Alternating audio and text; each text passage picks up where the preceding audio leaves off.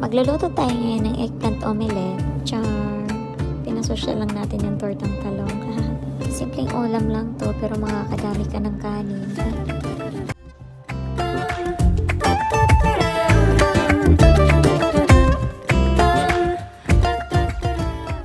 Hinugasan ko muna yung talong bago ko siya papakuluan. Actually, dapat ito roasted or grilled. Kaso nga lang, wala akong pang-grill kaya papakuluan na lang natin siya.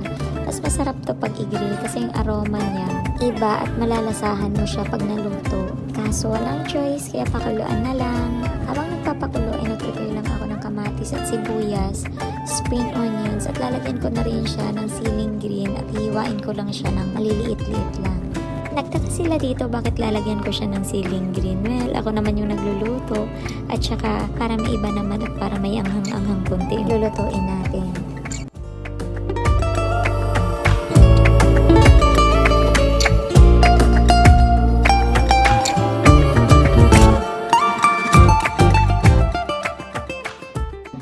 Tatlo muna yung nilagay kong egg, kaso kulang siya kaya dinagdagan ko na to ng isa. Kulang siya nakuhanan, pero apat lahat ng egg yung ginamit ko dito. Tapos paghaluin lang after, lagyan siya ng konting sili at paminta.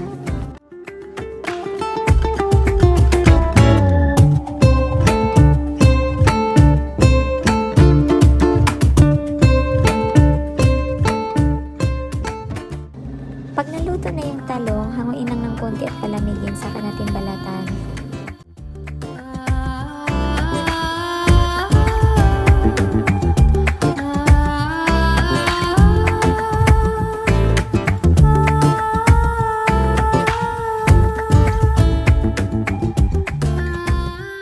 After niya mabalatan, i-flatten lang natin ng konti, tapos isok natin dun sa egg mixture na ginawa natin.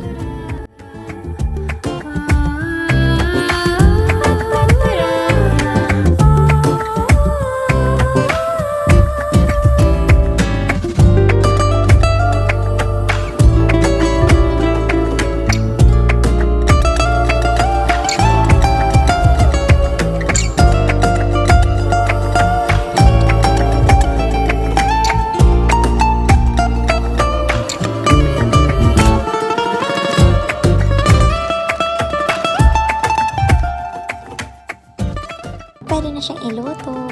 Ang ginawa ko, nilagyan ko muna siya ng egg mixture, saka ako nilagay yung talong. Di kasi ako magaling magluto nito mga mamishi, ang hirap-hirap niyang baliktarin.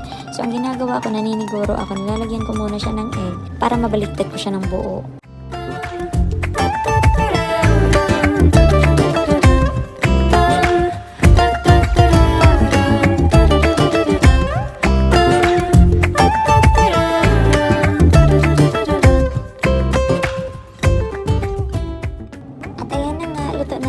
Eggplant omelette. Nakakatuwa to kasi pag kinakain mo siya may anghang-anghang dahil dun sa siling green.